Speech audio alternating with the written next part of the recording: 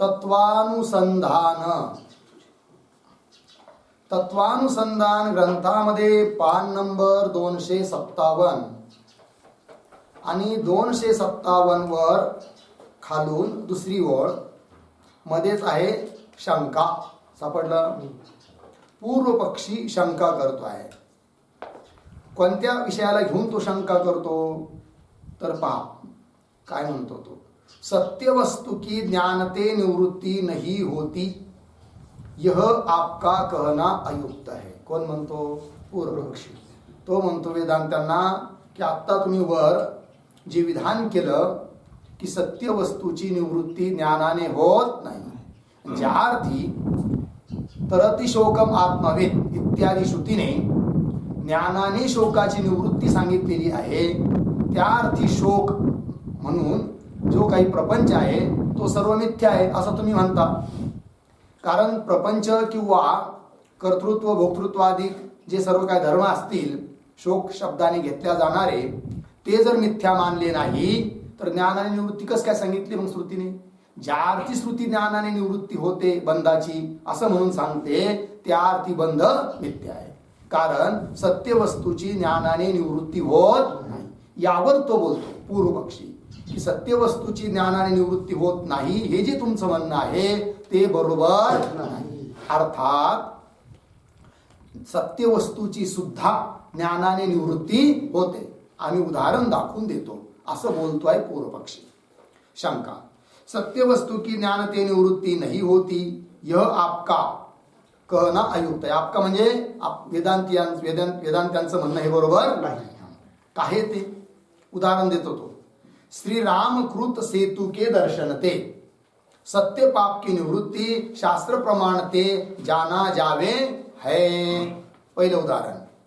शास्त्रामध्ये वचन येतं की राम सेतू अर्थात प्रभू रामचंद्रांनी जो सेतू बांधलेला आहे लंकेत जाण्याकरिता त्या सेतूचं दर्शन घेतलं.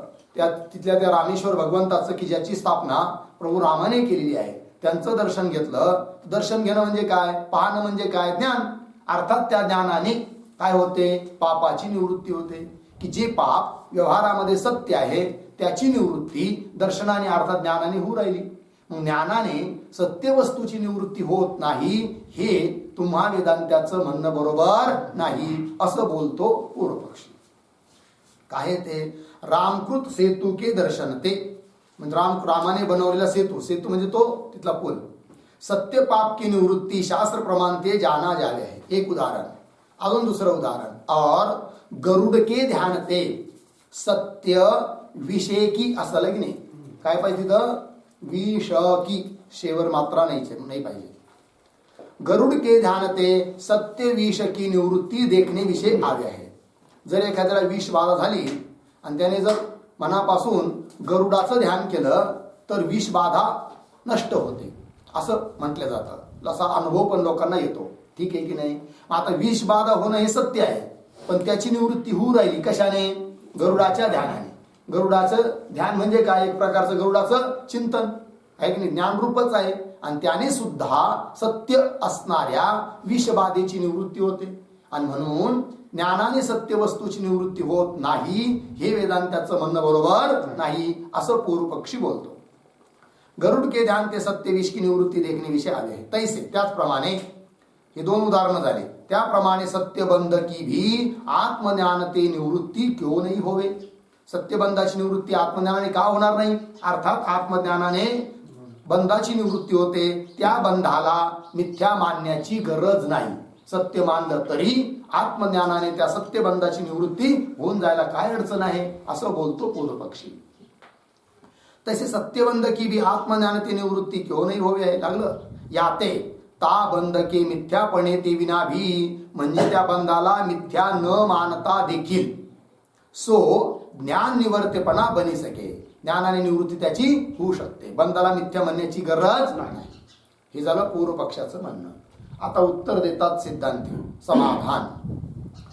सत्यबंध की ज्ञानते निवृत्ती विषय जो तुमने सेतु का दर्शन रूप तथा गरुड़ का ध्यान रूप दृष्टांत कया है सो दृष्टांत दार्ष्टान्तिकते विषमता वाला होने ते ताहुक्त अर्थ की सिद्धी करी सके नाही. सिद्धांती बोलत आहे. सिद्धांती म्हणत आहे की हे पूर्व पक्षी, तू जे दोन दृष्टांत दिले, सेतू दर्शनाचा दृष्टांत आणि गरुडाचे ध्यानरूप दृष्टांत, पण ते दृष्टांत विषम आहे, अर्थात इथं लागू पडत नाही. कसं काय बरं सांगतायत, त्याचं स्पष्टीकरण करतायत. पण दृष्टांत विषम आहे, आणि दृष्टांत विषम असल्यामुळे दाष्टांतिकते विषम आहे. म्हणजे सिद्धांत जो आहे त्याचे विरुद्ध आहेत ते कोण? दृष्टांत. म्हणून तू दृष्टांतात जसं म्हणतो आहे की नाही, तसं इकडे सिद्धांतात नाही. कसं काय सांगताय? दाष्टांतिक दृष्टांत याच्यासाठी दिला जातो की दाष्टांत अर्थात सिद्धांत पटण्याकरिता. पण विषम विरुद्ध जर दृष्टांत असेल तर ते विरुद्ध दृष्टांताच्या द्वारे सिद्धांत समजावून सांगितल्या जाऊ शकत नाही. सो दृष्टांत दाष्टांतिकते विषम सत्तावाला, विषमतावाला, विषम सत्तावाला नाही, विषमतावाला म्हणजे विषम दृष्टांत आहे होणे ते ता उक्त अर्थ की सिद्धी करी सके नाही. उक्त अर्थ म्हणजे ज्ञानाने सत्य वस्तूची सुद्धा निवृत्ती होते, या अर्थाची सिद्धी त्या तुझ्या दृष्टांताने होऊ शकत नाही. ता उक्त अर्थ की सिद्धी करी सके नाही. कसं काय? सा विषमता दिखावे. दृष्टांत आणि दाष्टांत याच्यातली विषमता कशी आहे ती दाखवतात ग्रंथकार. सा विषमता दिखावे है तहा सेतु के केवल दर्शन मात्र ते ब्रह्मत्याधिक पापों की निवृत्ती होती नाही. ज्या शास्त्रात सांगितलं आहे की सेतूच्या दर्शनाने ब्रह्मत्याधिक सर्व पापाची काय होते? निवृत्ती होते. पण तिथं केवळ सेतूच्या दर्शनाने पापाची निवृत्ती नाही सांगितली, अजून त्याला काही सहाय्यक जोडलेले आहेत. काय काय आहेत ते त्याचा उल्लेख करतात तिथं, जे की क्रियारूप आहे. अर्थात क्रियेनेच सत्तेची निवृत्ती होते, सत्य वस्तूची निवृत्ती होते, ज्ञानाने नाही, हे सिद्ध होईल. तहा सेतु के केवल दर्शन मात्र ते ब्रह्म इत्यादी पापों की निवृत्ती होती नाही. किंतु मग धर्मशास्त्रामध्ये कथन कार्ये जे ब्रह्मचर्य, अर्धविराम, शौच, अर्धविराम, सत्य भाषण आदिक नियम है. 3 नियमों करके सहकृत त्या सेतु दर्शन तेही ता पाप की निवृत्ती होवे. म्हणजे हे जे नियम सांगितले बाकीचे, ब्रह्मचर्य असलं पाहिजे, शौच शुद्धता पवित्रता असली पाहिजे, सत्य भाषण असलं पाहिजे, अशा व्यक्तीने जर सेतूचं दर्शन घेतलं तरच त्याच्या पापाची काय होते? निवृत्ती होते. केवळ सेतू दर्शनाने पापाची निवृत्ती होत नाही. सत्य भाषण अधिक नियम आहे. 3 नियमों करिके सहकृत, या नियमाने सहित ता सेतु दर्शन तेही ता पाप की निवृत्ती होवे. जो कदाचित म्हणजे जर कदाचित 3 नियमो ते विना म्हणजे ब्रह्मचर्य शौच इत्यादी नियमा वाचून केवल ता सेतु के दर्शन मात्र ते, केवल सेतूच्या दर्शन मात्राने ज्ञानाने पाप की निवृत्ती होती होवे जर झाली असती, तो तहा रहणे हारे, त्या ठिकाणी राहणारे, रामेश्वरामध्ये राहणारे म्लेच्छादिको के भी ता सेतु के दर्शन ते पाप की निवृत्ती होनी चाहिए. तिथं राहणारे जे सामान्य लोक आहे, म्लेच्छादिक लोक आहे की नाही, त्यांची सुद्धा काय झाली पाहिजे? पापानिवृत्ती. कारण ते रोज दर्शन घेतात. कशाचं? सेतूचं दर्शन घेतात. मग निवृत्ती व्हायला पाहिजे, पण होते का? होत नाही. का बरं? सेतूचं दर्शन ते घेत नाही का? घेतात. पण केवळ सेतूचं दर्शन पापाच्या निवृत्तीला कारण नाही आहे. त्याला बाकीचे क्रियारूप अंग पण पाहिजे, ब्रह्मचर्य शौच वगैरे असं. ता सेतु के दर्शन ते पाप की निवृत्ती होनी चाहिए. जो कहू म्हणजे जर कदाचित असं म्हणेल, म्हणे काय की ता सेतु के दर्शन मात्र ते 3 म्लेच्छादिकों के भी पाप की निवृत्ती होवे है. कदाचित पूर्व पक्षी म्हणजे हा त्या म्लेच्छादिक जे तिथं राहणारे लोक आहे ना, त्यांच्या पापाची निवृत्ती होऊन जाते सेतूच्या दर्शनाने, असं जर मानील कदाचित पूर्व पक्षी, तर मग काय? तो पाप की निवृत्ती वास्ते ता सेतु के दर्शन करता पुरुष के प्रति 3 नियमों का विधान करने हारा धर्मशास्त्र ही अप्रमाण होवेगा. ठीक आहे. म्हणजे केवळ सेतू दर्शनाने जर पापाची निवृत्ती मानली आणि म्लेच्छ लोकांच्या, तिथं राहणाऱ्या लोकांच्या पापाची निवृत्ती केवळ सेतू दर्शनाने होत असेल तर धर्मशास्त्र काय ठरेल? अप्रमाण ठरेल. कारण धर्मशास्त्र काय सांगतं की केवळ सेतू दर्शनाने पाप निवृत्त नाही सांगत, बाकी ब्रह्मचर्याधिक साधनो सहित सेतू दर्शनाने काय होते? पापाची निवृत्ती. तो पाप की निवृत्ती वाचते. पापाची निवृत्ती होण्याकरिता ता सेतू के दर्शन करता पुरुष, सेतूचं दर्शन करणारा जो पुरुष आहे त्याच्याकरिता नियम सांगितलेले आहे धर्मशास्त्राने. 3 नियमों का विधान करणे हारा धर्मशास्त्र ही अप्रमाण होवेगा. या ते म्हणून क्रियारूप नियमों करिके मिश्रित होणे ते सो सेतू दर्शन भी क्रियारूपही आहे. ते सेतू दर्शन जरी ज्ञान आहे असं वाटत असलं पण ती क्रियारूपच आहे. का बरं? की त्याच्यासोबत असणारे जे बाकीचे नियम आहे ते क्रियारूप आहे. मग अनेक क्रियारूप नियमासोबत ते दर्शन असल्यामुळे ते दर्शन सुद्धा कसं झालं? क्रियारूपच झालं. आणि म्हणून क्रियेनेच सत्य पापाची निवृत्ती होऊ राहिली. केवळ ज्ञानाने सत्य पापाची निवृत्ती होत नाही. अर्थात हे पूर्वपक्षी, तू जो सेतू दर्शनाचा दृष्टांत दिला तो दृष्टांत इथं कसा आहे? विषम आहे. कारण केवळ ज्ञानाने थोडी निवृत्ती होऊ राहिली पापाची. क्रियेसहित ज्ञानाने पापाची निवृत्ती होऊ राहिली, अर्थात क्रियेने पापाची निवृत्ती होऊ राहिली. बरोबर? चला, या ते क्रियारूप नियमों करिके मिश्रित होणे ते दर्शन मिश्रित असल्यामुळे सो सेतु दर्शन भी क्रियारूप ही है, ज्ञान रूप नहीं है. लागला अर्थ? ता क्रियारूप सेतू के दर्शन ते. आता सेतूचं दर्शन हे क्रियारूप ठरलं आणि त्यामुळे त्या क्रियारूप सेतूच्या दर्शनाने ता म्हणजे त्या सत्य पाप की निवृत्ती बनी सके. सत्य पापाची निवृत्ती होऊन जाते, काही अडचण येणार. एक दृष्टांत विषम कसा आहे पहिला हे सांगितलं. आता गरुड ध्यानाचा दृष्टांत सुद्धा कसा विषम आहे हे सांगतात. तैसे गरुड ध्यान भी मानसिक क्रियारूप आहे. गरुड ध्यान म्हणजे काय? मानसिक क्रिया. मग ती क्रिया झाली आणि क्रियेने सत्य विषयाची निवृत्ती होत असेल काही अडचण नाही. कारण आमचा नियम काय आहे? सत्य वस्तूची निवृत्ती करण्याकरिता काय पाहिजे? क्रिया पाहिजे. क्रियेनेच निवृत्ती होऊ राहिली, कुठं ज्ञानाने निवृत्त होऊ राहिली. म्हणून तो दृष्टांत सुद्धा कसा ठरला? विषम. तसे गरुड ध्यान भी मानसिक क्रियारूप है. याते ता क्रियारूप ध्यान ते, क्रियारूप ध्यानापासून ता सत्य विष की निवृत्ती भी बनी सके, कारण ध्यान क्रियारूप आहे असं. और ह्या प्रसंग विषय, आता जो मुख्य प्रसंग आहे ज्ञानाने बंधाची काय होते? निवृत्ती. या प्रसंग विषय अन्य साधन की अपेक्षा रहित केवल आत्मज्ञान करके ही बंध का निवर्त्यपणा श्रुतीने कथन करे आहे. श्रुतीने बंधाची निवृत्ती होते म्हणून सांगितली, पण कशाने सांगितली? ज्ञानाने.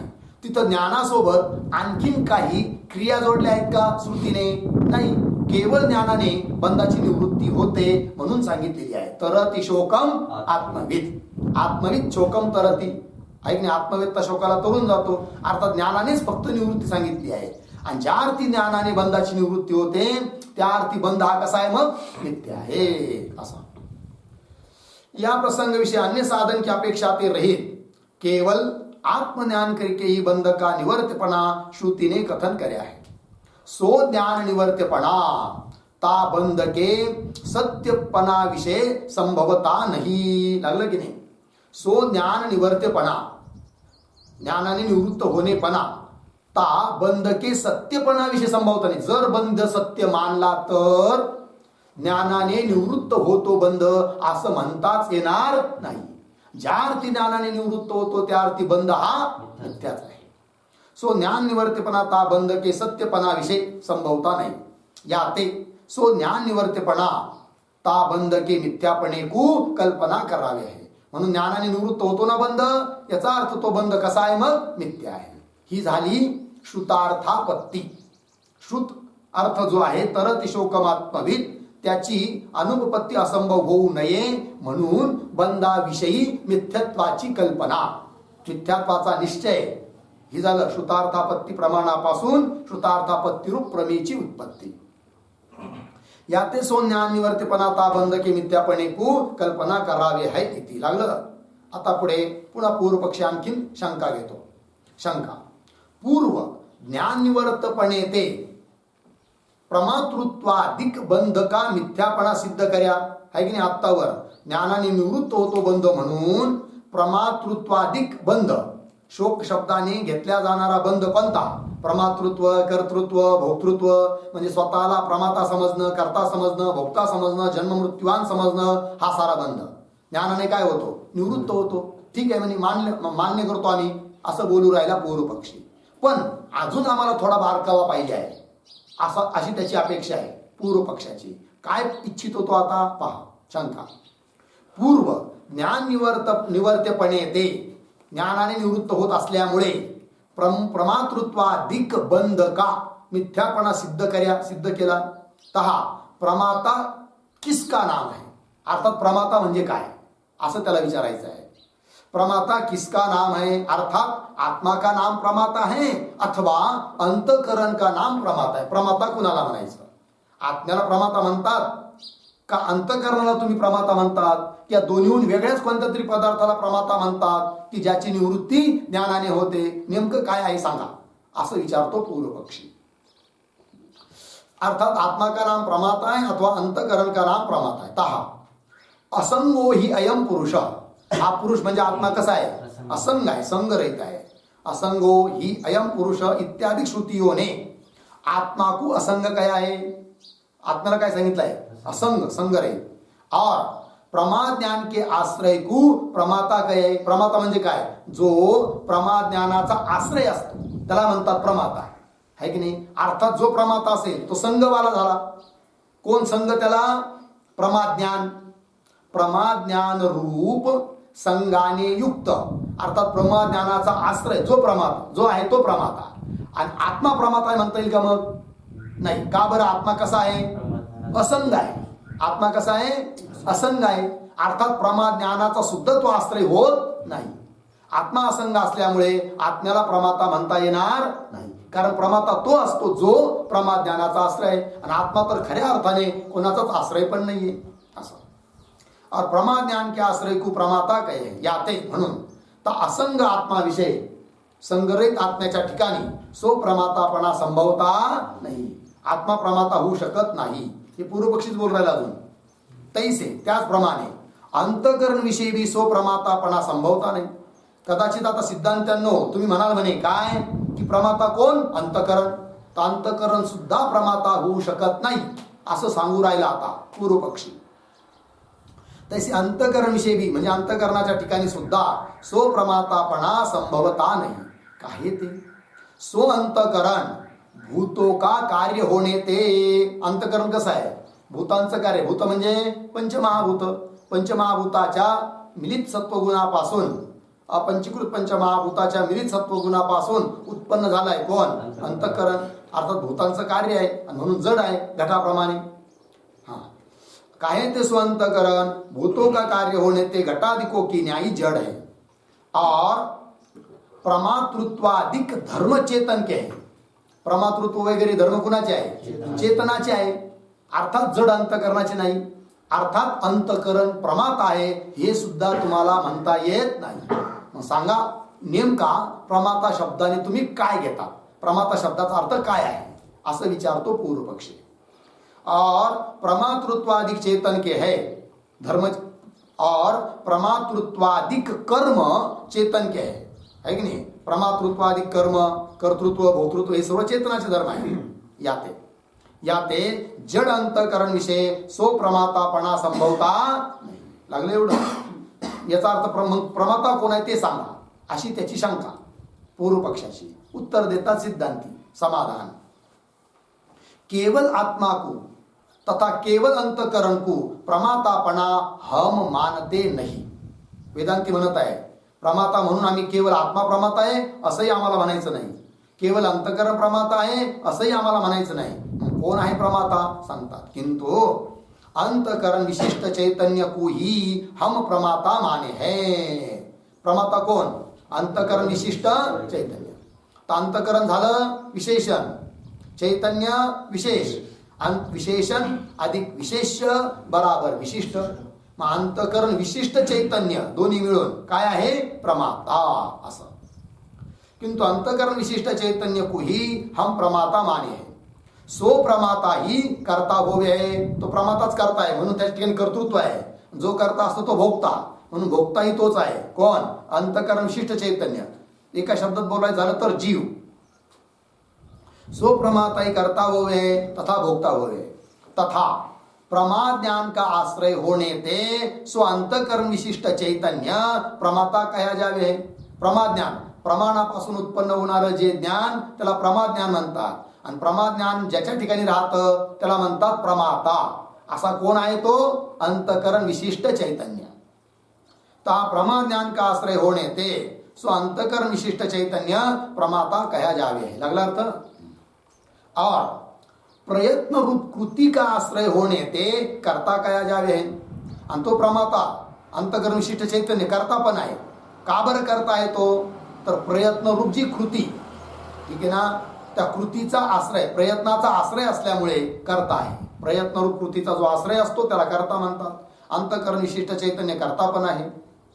प्रयत्न रूप कृति का आश्रय होणे ते कर्ता कहा जावे है। लागलं? और धर्म अधर्म करके जन्य जो सुख दुख का अनुभव रूप भोग है ता भोग का आश्रय होणे ते भोक्ता कहा जावे है। अंतकरण विशिष्ट चैतन्य भोक्ता पण आहे। भोक्ता म्हणजे कसा भोक्ता आहे? तर बघा, धर्म अधर्म करके जन्य, धर्म अधर्म म्हणजे पाप आणि पुण्य, धर्म म्हणजे पुण्य, अधर्म म्हणजे पाप, त्यापासून उत्पन्न होतात कोण? सुख दुःख। सुख दुःख, आणि त्या सुख दुःखाचा जो अनुभव प्रत्यक्ष, त्याला त्या प्रत्यक्षालाच म्हणतात भोग। सुख दुःखान्यतर साक्षात्कार भोग, पाप म्हणतात। और धर्म अधर्म करके जन्य जो सुख दुःख का अनुभव रूप भोग है ता भोग का आश्रय होणे ते, त्या भोगाचा म्हणजे सुख दुःखाच्या साक्षात्काराचा, सुख दुःखाच्या प्रत्यक्ष ज्ञानाचा आश्रय आहे अंतकरण विशिष्ट चैतन्य। आणि म्हणून ते अंतकरण विशिष्ट चैतन्य कर्ता पण आहे आणि भोक्ता पण आहे। ता भोग का आश्रय होणे ते भोक्ता कहा जावे आहे। ते प्रमातृत्व, कर्तृत्व, भोक्त्याच्या ठिकाणी प्रमाच्या ठिकाणी राहणारा धर्म प्रमातृत्व, कर्त्याच्या ठिकाणी राहणारा धर्म कर्तृत्व, भोक्त्याच्या ठिकाणी राहणारा धर्म भोक्तृत्व, म्हणजे परमातापणा, कर्तापणा, भोक्तापणा हे सर्व। प्रमातृत्व, कर्तृत्व, भोक्तृत्व तीनों ता अंतकरण विशिष्ट चैतन्य रूप प्रमाता के ही धर्म आहे। हे सर्व धर्म कुणाचे? प्रमात्याचे, न केवळ आत्म्याचे, न केवळ अंतकरणाचे, मग कुणाचे? अंतकरण विशिष्ट चैतन्याचे। केवल आत्मा के तथा केवल अंतकरण के ते प्रमातृत्वाधिक धर्म नाही है। झालं? पूर्व पक्षाने प्रश्न विचारला होता, प्रमाता कुणाला म्हणायचं? तर उत्तर दिलं, प्रमाता कोण आहे? मग अंतकरण विशिष्ट चैतन्य प्रमाता आहे। आता पुढे शंका, पुन्हा शंका करतोय पूर्व पक्षी। सो अंतकरण विशिष्ट चैतन्य रूप प्रमाता ता अंतकरण ते तथा चैतन्य ते पृथक नाहीये। बरं का, आता मस्त शंका करतोय। सो अंतकरण विशिष्ट चैतन्य प्रमाता म्हटले की नाही तुम्ही त्याला, आहे की नाही? पण तो म्हणतो पूर्व पक्षी अंतकरण विशिष्ट चैतन्य आहे काय? अंतकरणाला सोडून आहे का? नाही। आत्म्याला सोडून आहे का? नाही। बरोबर? पंक्ती पहा। सो अंतकरण विशिष्ट चैतन्य रूप प्रमाता ता अंतकरण तथा चैतन्य ते पृथक नाहीये। अंतकरणाहून आणि चैतन्याहून वेगळा नाही येतो विशिष्ट। और सो प्रमातृत्व धर्म केवल चैतन्य विषय तथा केवल अंतकरण विषय रहता नहीं। प्रमाता धर्म, प्रमातृत्व धर्म केवळ आत्म्यास ठिकाणी आहे का? नाही। केवळ अंतकरणास ठिकाणी आहे का? नाही। आणि असा धर्म जो प्रमातृत्व की केवळ आत्म्याच्या ठिकाणी नाही, केवळ अंतकरणास ठिकाणी नाही, तर ते दोन्ही एकत्र जुडले त्यांच्या ठिकाणी कसं काय येईल? दोन्ही एकत्र आले म्हणजे विशिष्ट झाला। आणि जर विशिष्टाचे जे दोन पार्ट आत्मा आणि अंतकरण त्यांच्या ठिकाणी जर प्रमातृत्व नाही, केवळ आत्म्याच्या ठिकाणी नाही, केवळ अंतकरणाच्या ठिकाणी नाही, तर ते दोन्ही एकत्र आले म्हणजे विशिष्ट झालं, त्याच्या ठिकाणी कसं काय परमातृत्व आलं? मग अशी पूर्व पक्षाची काय आहे? शंका आहे। लागला अर्थ? हा। तैसे याते ता अंतकरण विशिष्ट चैतन्य विषय भी सो प्रमातृत्व धर्म कैसे रहेगा? किंतु नहीं रहेगा, राहू शकणार नाही। कोण म्हणतोय? पूर्व पक्षी। ठीक आहे, आता त्याचं उत्तर देतात। समाधान, जैसे केवल आत्मा विषय तथा केवल अंतकरण विषय सो प्रमातापणा वास्तवते नाहीये, वस्तुता नाहीये, खऱ्या रूपाने नाही आहे, है की नाही? तैसे तर अंतकरण विशिष्ट चैतन्य विषयी भी सो प्रमातापणा वास्तवते नाहीये. उत्तर काय की म्हणे खऱ्या अर्थाने जसं आत्म्याच्या ठिकाणी प्रमातृत्व नाहीये, अंतकरणाच्या ठिकाणी पण नाहीये, तसं खऱ्या अर्थाने जर विचार केला तर, वस्तुस्थितीने जर विचार केला तर अंतकरण विशिष्ट चैतन्याच्या ठिकाणी सुद्धा नाही. कोण? प्रमातृत्व. पण प्रमातृत्वाची प्रतीती येते, मग तो कुठेतरी सांगावं लागणार. आणि म्हणून अंतकरण विशिष्ट चैतन्याच्या ठिकाणी आरोपित प्रमातृत्व आहे, वस्तुता नाही. असं तैसे तर अंतकरण विशिष्ट चैतन्य विषयी सो प्रमातापणा वास्तवते नाही आहे.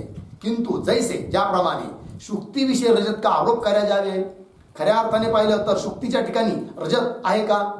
नाही. रजत भासण्याच्या अगोदर तिथं रजत नाही. ज्यावेळी शुक्तीच्या ठिकाणी रजताची प्रतीती येते त्या काळात सुद्धा तिथं रजत नाही.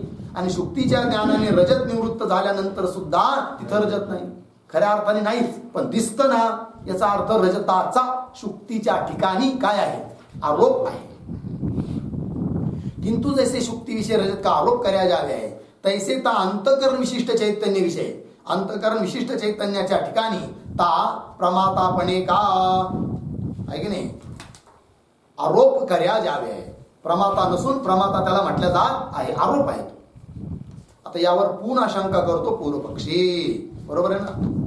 शंका जैसे शुक्ति विषय रजत के आरोपते पूर्व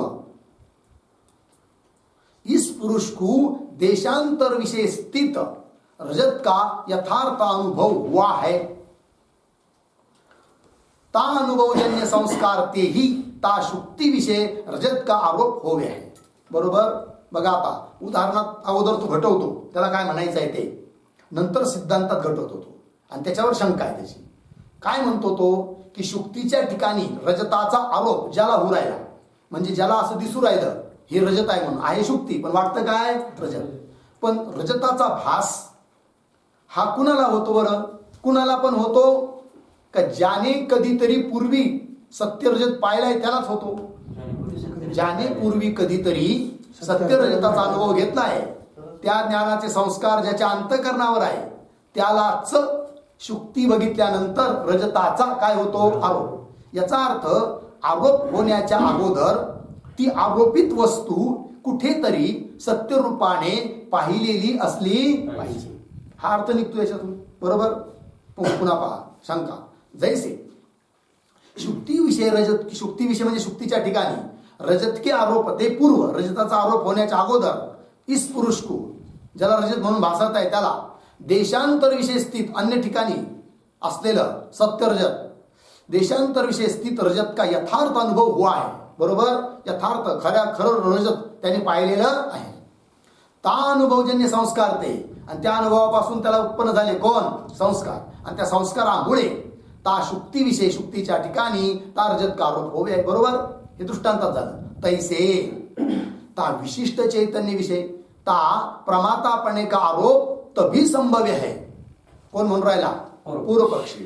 त्या विशिष्ट चैतन्याच्या ठिकाणी प्रमातापणाचा आरोप तेव्हाच तुम्हाला म्हणता येईल जेव्हा त्या पुरुषाने अगोदर कुठेतरी प्रमात्याचा यथार्थ रूपाने अनुभव घेतलेला असेल, म्हणजे ते संस्कार त्याच्या चित्तात असतील तरच त्याला काय होणार? आरोप होणार. आरोप करू शकतो तो, आहे की नाही? पंक्ती पहा.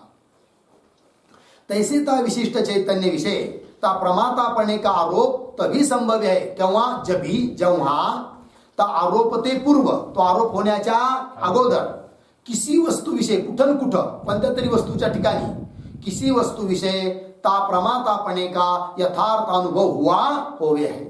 यथार्थ प्रमात्यापणाचा यथार्थ अनुभव त्याला अगोदर कुठेतरी असलेला झालेला असला पाहिजे अनुभव.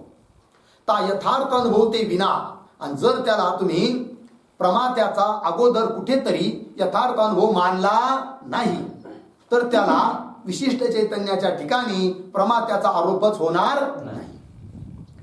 ता यथार्थ अनुभव ते विना सो आरोप संभवता नाही. ही झाली शंका. याचा अर्थ त्याने कुठेतरी स्वतः मी प्रमाता आहे असं म्हणण्याच्या अगोदर, असा आरोप करण्याच्या अगोदर कुठेतरी यथार्थ रूपाने प्रमात्याचा अनुभव घेतलेला असला पाहिजे. आणि जर तसा अनुभव घेतलेला असेल तर कुठे घेतलाय सांगा? दुसरी गोष्ट, प्रमात्याचा यथार्थ रूपाने अनुभव घेतला याचा अर्थ त्या तिथला प्रमाता सुद्धा यथार्थ, आणि तो एक यथार्थ झाला कोण? प्रमाता, सत्य झाला. आणि ब्रह्म सत्य, द्वैतापत्ती, ही पण अडचण. ठीक आहे. स्व आरोप समाधान. आता याचं उत्तर देत आहेत सिद्धांती. समाधान, जिस वस्तु का आरोप होय है तीस वस्तु का अनुभव मात्र पूर्व चाहिए.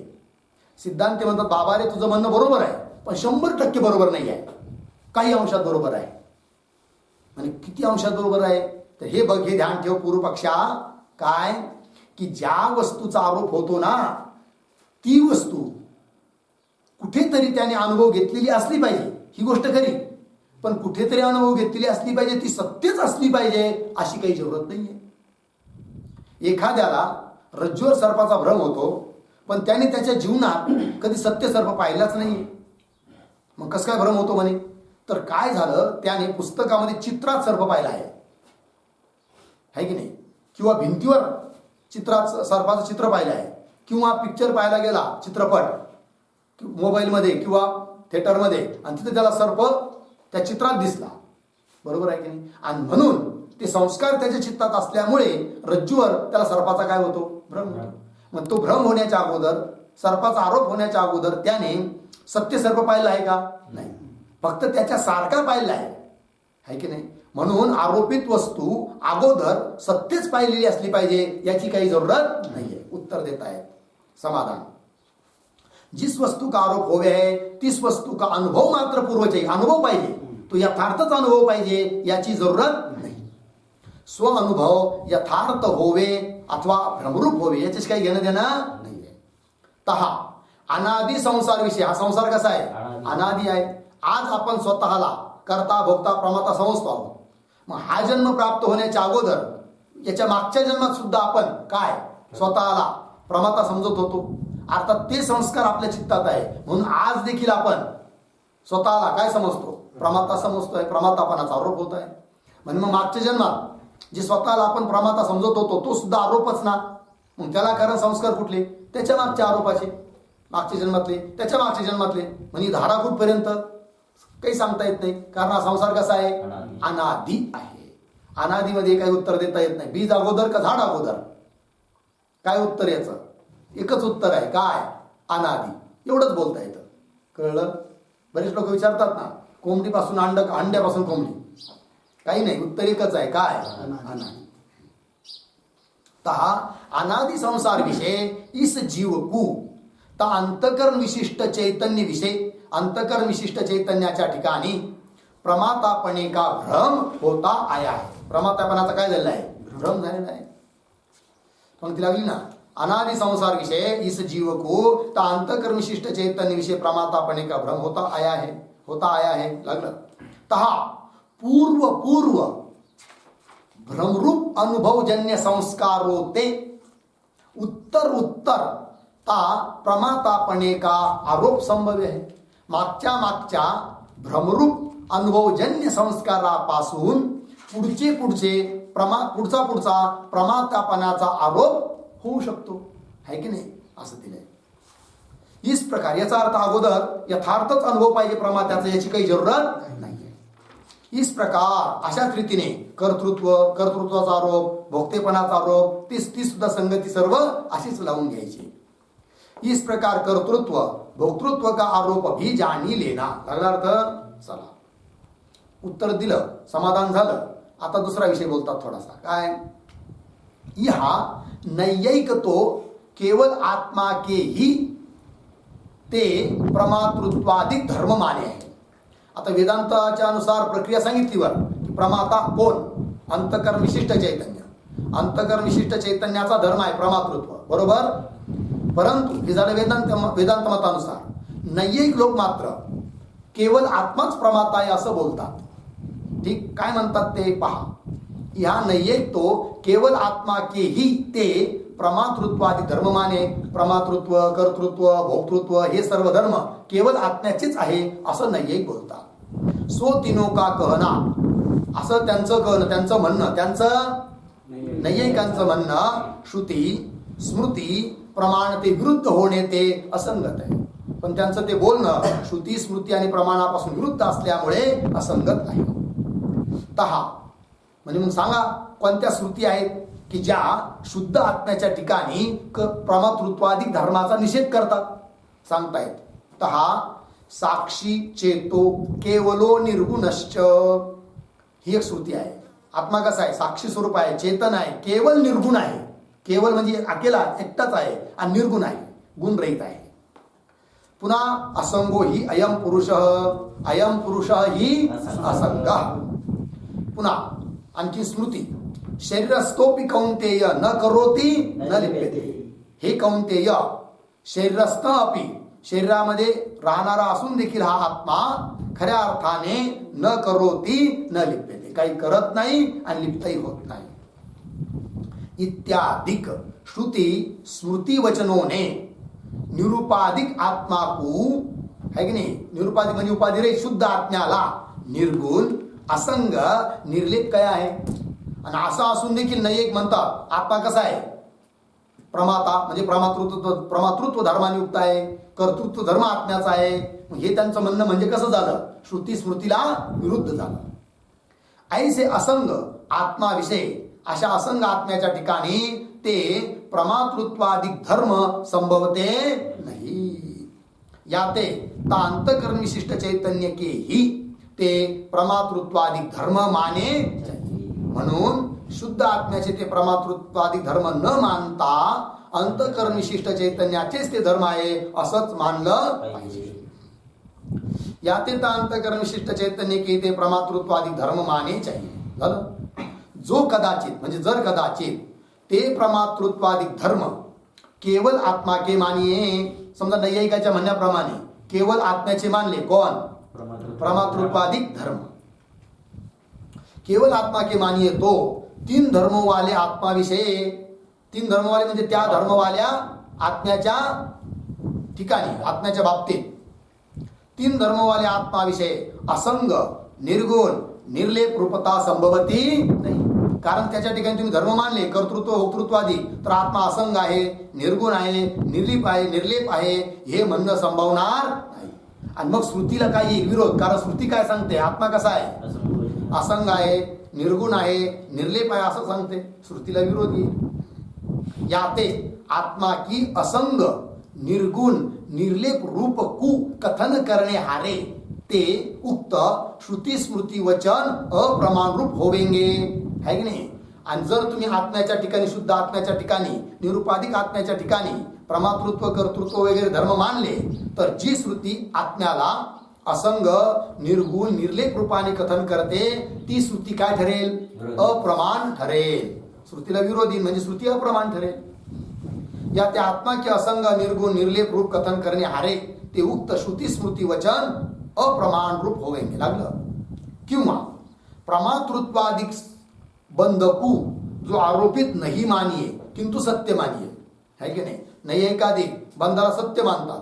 जर प्रमातृत्वाधिक बंधरूप जो आरोप आहे त्याला मिथ्या न मानता सत्य मानलं तर काय अडचण येईल बरं? ते सांगतात पंक्ती पहा. किंवा ता प्रमातृत्वादी बंधकू जो आरोपित नाही मानिये, आरोपित मानलं नाही समजा घडीवर, किंतु सत्य मानिये, तो काय होईल? सत्य वस्तू की ज्ञान ते निवृत्ती होती नाही. सत्य वस्तूची ज्ञानाने निवृत्ती होणार होत नाही. आणि मग तरती शोकम आत्मविद इत्यादी श्रुतीला काय येईल? विरोधी अप्रमाण ठरेल. कारण ती श्रुती सांगते की ज्ञानानेच काय होते? निवृत्ती होते. सत्य वस्तू की ज्ञान ते निवृत्ती होती नाही. याते नैयायिकों के मत विषय ता बंध की निवृत्ती रूप मोक्ष ही नाही संभवेगा. म्हणून नैयायिक मतामध्ये त्या बंधाची निवृत्ती रूप मोक्ष संभव होणार नाही.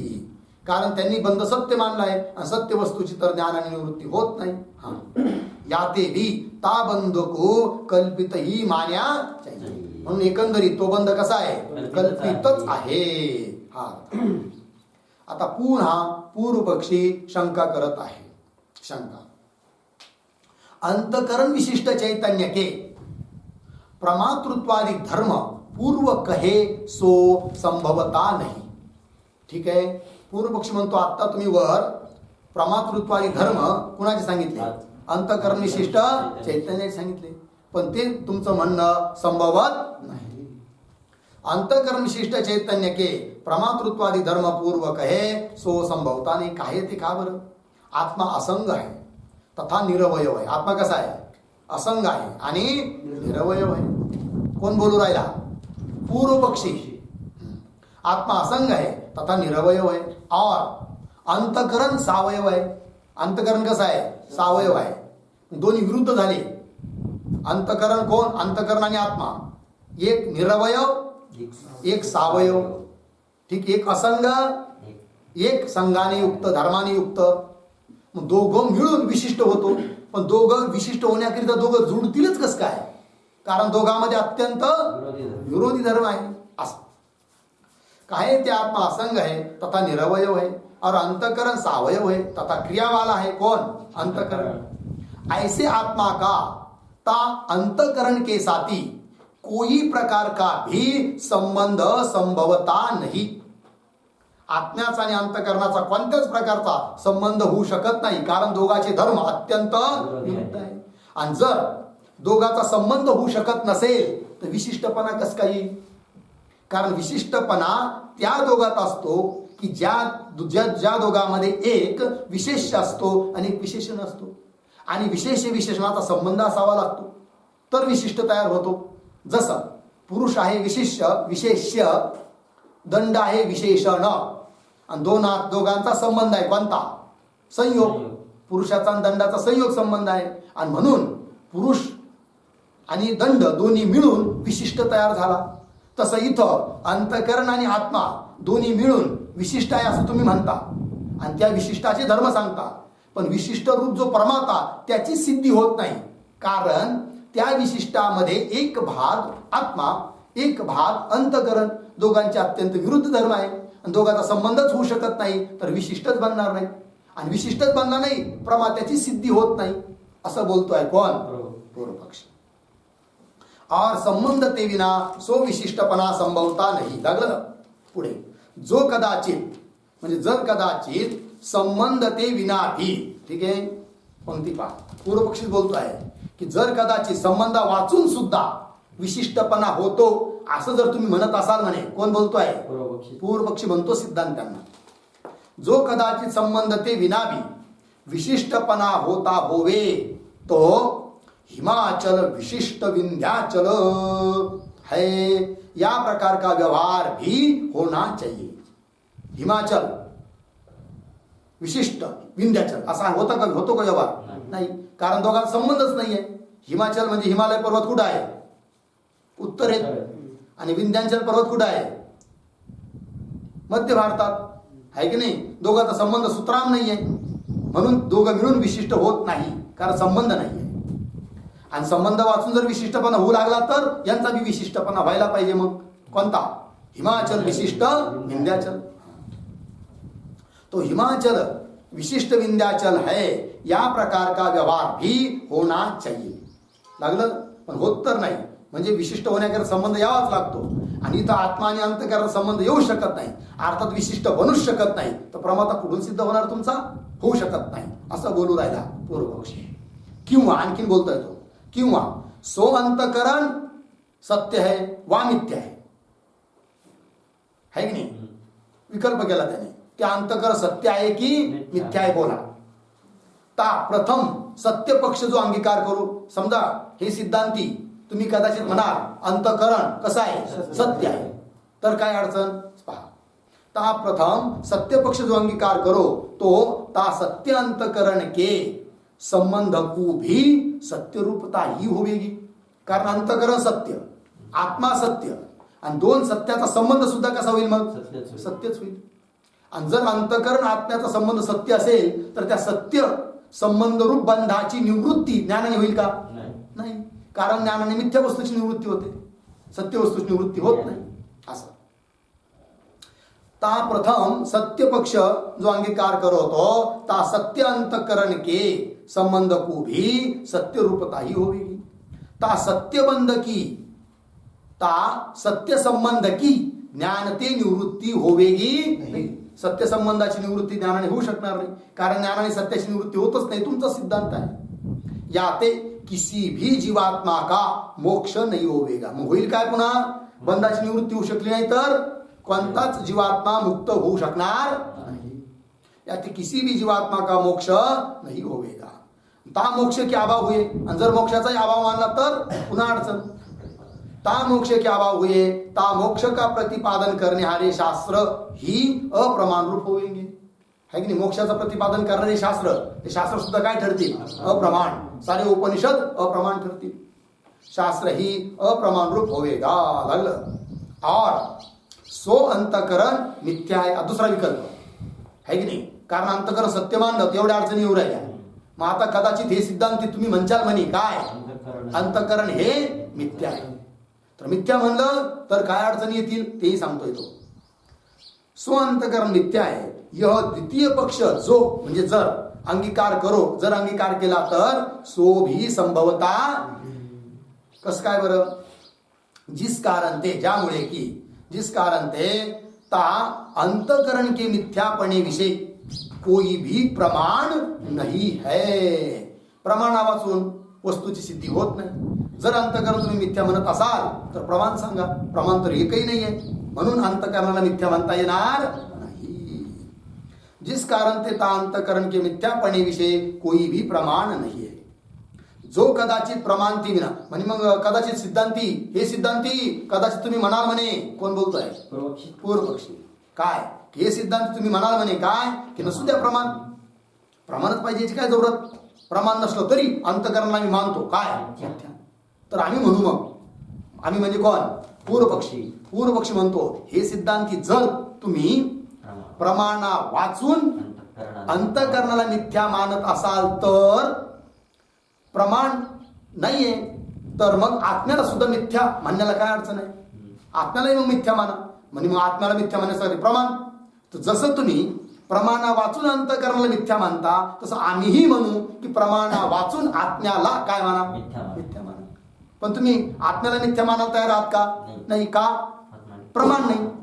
मग जर प्रमाण नसल्यामुळे आत्म्याला तुम्ही मिथ्या म्हणत नाही, तर प्रमाण नसल्यामुळे आम्ही सुद्धा म्हणतो अंतकरण मिथ्या नाही. लक्षात देऊ राहिली भाषा बघा. जो कदाचित प्रमाणते विना भी अंतकरण को मिथ्या मानोगे तो आत्माविषयी भी तो मिथ्यापणा क्यों नहीं होवे? का होणार नाही? कारण प्रमाण वाचून आता तुम्हाला मानायला मिथ्या माना सोपं झालं आहे. याते अंतकरण विशिष्ट चैतन्य के ते प्रमातृत्वाधिक धर्म है यह कहना संगत है. एकंदरीत सिद्ध काय झालं की अंतकरण विशिष्ट चैतन्याचे धर्म आहे प्रमाताधिक, हे म्हणता येत नाही. का? का? अंतकरण विशिष्टाची सिद्धी होत नाही, है की नाही? कारण विशिष्ट सिद्ध होण्याकरिता दोघांचा संबंध यावा लागतो. हा, विशेषण विशेषाचा संबंध यावा लागतो. इथं विशेषण अंतकरण, विशेष आत्मा दोघांचे अत्यंत विरुद्ध धर्म असल्यामुळे कोणताच संबंध होऊ शकत नाही. आणि जर संबंध होऊ शकत नाही तर विशिष्टाची सिद्धी नाहीये, आणि विशिष्टाची सिद्धी नाही तर विशिष्टाची धर्म आहे प्रमातृत्वाधिक, हे तुम्हाला म्हणता येणार. कळलं? बघा किती मजबूत पक्ष आहे पूर्व पक्ष. बरोबर. या ते अंतकरण विशिष्ट चैतन्य के ते प्रमातृत्वाधिक धर्म है यह कहना असंगत है. लागलं? उत्तर देतात सिद्धांती समाधान. जैसे शुक्ति के अज्ञानते शुक्ती विषय रजत कल्पित होवे आहे. बरोबर. शुक्तीच्या ठिकाणी रजत कल्पित आहे की नाही? का बरं? शुक्तीचं ज्ञान आहे म्हणून का शुक्तीचं अज्ञान आहे म्हणून? शुक्तीचं अज्ञान आहे म्हणून. जैसे शुक्ती के अज्ञान, ते शुक्तीचं अज्ञान असल्यामुळे ता शुक्ती विषय त्या शुक्तीच्या ठिकाणी रजत कल्पित होवे आहे. तैसे त्याप्रमाणे आत्मा के अज्ञान, ते आत्म्याचं यथार्थ रूपाने ज्ञान नाही जीवांना. अर्थात आत्म्याचं काय आहे? अज्ञान. तैसे आत्मा के अज्ञान ते ता प्रत्येक आत्माविषयी, प्रत्येक आत्म्याच्या ठिकाणी, अंतरात्म्याच्या ठिकाणी, साक्षीरूप आत्म्याच्या ठिकाणी य अंतकरणाधिक स्वरूप ते अध्यस्त होवे, अर्थात कल्पित होवे. म्हणून आत्म्याच्या अज्ञान असल्यामुळे आत्म्याच्या ठिकाणी अंतकरणाधिक स्वरूपानेच काय आहे? अध्यस्त आहे. अध्यस्त आहे म्हणजे कल्पित आहे. ज्याप्रमाणे शुक्तीच्या ठिकाणी रजत अध्यस्त आहे अर्थात कल्पित आहे, त्याप्रमाणे प्रत्येक आत्म्याच्या ठिकाणी अंतकरण सुद्धा अध्यस्त आहे अर्थात कल्पित आहे. पुढे तहा अध्यस्त सापडलं का? अर्धविराम द्या. ता अध्यस्त अर्धविराम, कल्पित अर्धविराम, आरोपित यह तीनों शब्द एकही अर्थ के वाचक होवे. समानार्थी शब्द आहेत हे वेदांतामध्ये. अध्यस्त म्हणजेच कल्पित म्हणजेच आरोपित. ठीक आहे. यह तीनों शब्द एकही अर्थ के वाचक होवे. लागलं. इतने कहणे करिके, एवढ्या साऱ्या बोलण्यातून काय अर्थ सिद्ध झाला सांगतात. इतने कहणे करिके ता अंतकरण के कल्पितपणे विषय यह अनुमान बोधन कर्या. अंतकरण कल्पित आहे हे सिद्ध होण्यामध्ये एक अनुमान प्रमाण सुद्धा इथं आता तयार होत आहे की नाही. कसा आहे ते अनुमान, त्याचा काय आकार आहे तो इथं दिला जाऊ राहिला. इतनी कहणे करके ता अंतकरण के कल्पितपणे विषय यह अनुमान बोधन कर्या आहे. अनुमानाचा आकार अंतःकरणम. पुढे काय आहे? अयस्तम. काय पाहिजे? अध्यस्तम. हा ध अर्धा सुटला तिथं. अंतःकरणम अध्यस्तम जडत्वात् दृश्यत्वात् अविद्यकत्वात् शुक्तिरजत्वत हा अनुमान आहे. पक्ष अंतःकरण, साध्य अध्यस्तत्व, हेतू जडत्व. जडत्व हेतू आहे, दृश्यत्व काय मग? तो पण हेतू आहे. 3 हेतू दिले. जडत्वात्, दृश्यत्वात्, अविद्यकत्वात्. उदाहरण शुक्तिरजत्व. पक्ष काय? अंतःकरण. अंतःकरण अध्यस्त म्हणजे कल्पित आहे. का बरं? जड असल्यामुळे. कारण जगात जी जी वस्तू जड आहे ती सर्व कल्पित आहे, अध्यस्त आहे. पुन्हा दुसरा हेतू दृश्यत्व. जे जे दृश्य आहे ते सर्व अध्यस्त असतात. पुन्हा आणखी अविद्यकत्वात. अविद्यकत्वात म्हणजे अविद्या कार्यत्वात. अविद्यकत्वाचा अर्थ काय? अविद्या कार्यत्वात. अविद्येचं कार्य जे जे ते अध्यस्त. उदाहरण शुक्तिरजत्वात. बरोबर. अर्थ या अंतःकरण प्रत्येक आत्माविषयी, प्रत्येक आत्म्याच्या ठिकाणी म्हणजे साक्षीच्या ठिकाणी अंतःकरण अध्यस्त आहे. क्यों? का बरं? जड होणे ते पहिला हेतू, तथा दृश्य होणे ते दुसरा हेतू, अविद्यक होणे ते तिसरा हेतू. व्याप्ती सांगू राहिले. जो जो पदार्थ जड तथा दृश्य तथा अविद्यक होवे है, सो पदार्थ अध्यस्तही होवे. जो जो पदार्थ जड असतो तो अध्यस्त असतो. जो जो पदार्थ दृश्य असतो तो अध्यस्त असतो. जो जो पदार्थ अविद्यक म्हणजे अविद्येचं कार्य असतो तो तो पदार्थ अध्यस्त असतो. जैसे शुक्ती रजत, शुक्तीवर भासणारं रजत जड आहे, दृश्य आहे, अविद्यक आहे. अविद्यक होणे ते अध्यस्त है इति. लागलं. इस अनुमान प्रमाण करिके म्हणजे अनुमान प्रमाणाने ता अंतःकरण विषय कल्पितपणा ही सिद्ध होते. एकंदरीत अंतःकरण कसं ठरलं? मग कल्पितच ठरलं, अध्यस्त ठरलं. ठीक आहे. आणखीन त्याच्याकरिता श्रुती प्रमाण देतात की अंतःकरणात सारे कल्पित आहे म्हणून. ठीक आहे. तथा अतः अन्यत आर्तम ही श्रुती आहे. अर्थ य चैतन्य आत्मा ते अन्य, अतः अन्य. अत म्हणजे आत्म्याहून अन्य, भिन्न. जेवढं काही आहे ते सर्व काय? आर्त आहे. आर्त आहे म्हणजे नित्य आहे. चैतन्य आत्मा ते अन्य सर्व पदार्थ नित्य आहे. इस श्रुती प्रमाण ते भी ता अंतःकरण विषय कल्पितपणा ही सिद्ध होवे. या श्रुती प्रमाणावरून देखील हे सिद्ध होतं काय? की अंतःकरण हे कल्पितच आहे. या ते स्व अंतःकरण कल्पित है. अंतःकरण कसं ठरलं? कल्पित ठरलं. लागला अर्थ जी. आता कदाचित पूर्व पक्ष म्हणे ठीक आहे अंतःकरण कल्पित आहे, तरी पण आपला मुख्य विषय कोणता चालू होता? विशिष्ट बनत नाही. का? विशेष विशेषणाचा संबंध होत नाही. संबंध का होत नाही? दोघात अत्यंत विरुद्ध धर्म आहे. मग तुम्ही अंतःकरणाला कल्पित सिद्ध केलं आणि आत्मा तर कल्पित नाही, आत्मा तर सत्य आहे, वास्तव आहे. अर्थात दोघात विरोधी धर्म आहे, तरी सुद्धा संबंध होणार नाही. अर्थात विशिष्ट बनणार नाही. आणि विशिष्ट बनला नाही तर त्याच्या ठिकाणी प्रमातृत्वाधिक धर्म आहे हे तुम्हाला बोलता येणार नाही. याचं काय? मग आतापर्यंत समाधान देताना फक्त काय सिद्ध केलं? अंतःकरण कल्पित आहे एवढं सिद्ध केलं. पण मुख्य विषय अजून सांगायचा राहिला की विशिष्ट सिद्ध होत नाही. आणि विशिष्ट सिद्ध होत नाही तर त्याच्या ठिकाणी प्रमातृत्वाधिक धर्म कुठून येणार? कसे राहू शकणार? हा प्रश्न आहे. ते सिद्ध करायचं आहे. पण ते सिद्ध करण्याकरिता आता पुढचा विषय येतो आहे, पण त्याचा विचार आपण नंतर करू. ओम पूर्णमदः